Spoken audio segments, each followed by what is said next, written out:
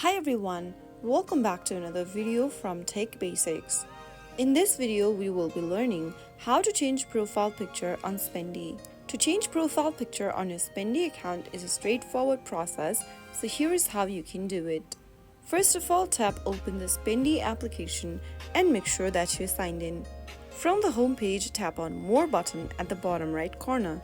From the More menu, tap on your email address at the top. Now, tap on the camera icon right under your profile picture and either take a photo from your mobile's camera or choose an existing picture from your library and set it up as your profile picture. Once you select the picture, it will be automatically added as your profile picture on Spendee. So that's how it's easily done. If you found the video to be helpful, go ahead and give us a thumbs up. Don't forget to subscribe to the channel by hitting the subscribe button. Press the bell icon so that you'll never miss another upcoming upload from us. I will be back again in the next video. Thanks for watching.